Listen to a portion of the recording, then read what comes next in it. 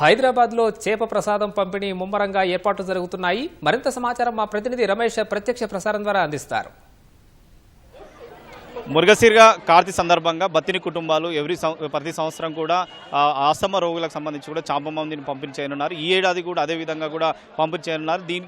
దీనికి సంబంధించి కూడా దాదాపు ఇతర రాష్ట్రాల నుంచి కూడా 70,000 మందికి పైగా వస్తారని చెప్పి కూడా ప్రభుత్వ అధికారులు అయితే అంచనా వేస్తున్నారు. అంటే గత ఏడాది ఏ విధంగా అయితే చేప మందిని ప్రశాంతంగా పంపించేయడం జరిగింది, అదే విధంగా కూడా ఈసారి ఆ పంపిణీకి సంబంధించి కూడా ఏర్పాట్లు చేశామని చెప్పి కూడా అధికారులు అయితే చెప్తున్నారు. మొత్తం సెంట్రల్ జోన్ డీసీపీ శిల్పవాలి నేతృత్వంలో కూడా ఇదంతా బందోబస్తు కానీ తర్వాత పర్యవేక్షణకు సంబంధించి కూడా శిల్పవాలి ప్రస్తుతం అయితే దీనిలో పరిశీలించడం జరుగుతుంది. కానీ ఇతర రాష్ట్రాల నుంచి వచ్చే ఆస్తమాకు సంబంధించి కూడా ఎవరైతే రోగులు ఉన్నారో వారికి చేప మంది వేసుకుంటే ఆస్తమా తగ్గుతుందనే ఒక నమ్మకం, అంటే దాదాపు 170 ఏళ్ళ పైగా కూడా ఈ బత్తిని కుటుంబ సభ్యులు పంపించేస్తున్నారు. అదేవిధంగా ఆ విషయం తెలుసుకొని దేశంలో ఉన్న అన్ని రాష్ట్రాలకు సంబంధించి కూడా వాళ్ళు ఇక్కడికి ప్రతి సంవత్సరం వస్తుంటారు. ఈరోజు సాయంత్రం 4 గంటలకి ఇక్కడ టోకన్లకు సంబంధించి కూడా ఆ టోకన్లు టోకన్లు అయితే పంపిణీ చేయనున్నారు. ఆ టోకన్లకు సంబంధించి కూడా ప్రత్యేకంగా ఈ టోకన్లు విడుదల చేసిన తర్వాత ఎల్లుండి ఈ 2 రోజుల పాటు అయితే చేప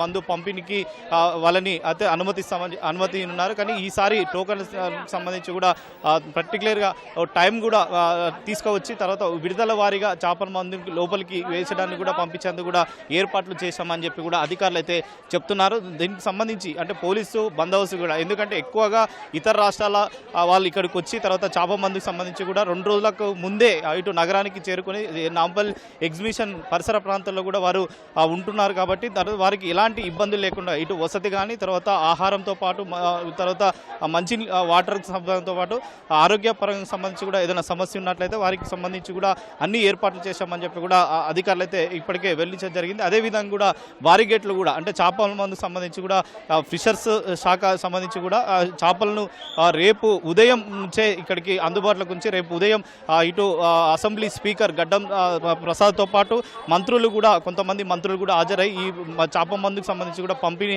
కార్యక్రమం అయితే ప్రారంభించున్నారు. దాదాపు 2 రోజుల పాటు జరిగే ఈ కార్యక్రమం సంబంధించి కూడా ఇతర రాష్ట్రాల వాళ్ళు అత్యధికంగా వస్తారు. కాబట్టి వారికి ఎలాంటి ఇబ్బందులు లేకుండా కూడా అన్ని ఏర్పాట్లు చేశామని చెప్పి కూడా అధికారులు అయితే చెప్తున్నారు. ఈరోజు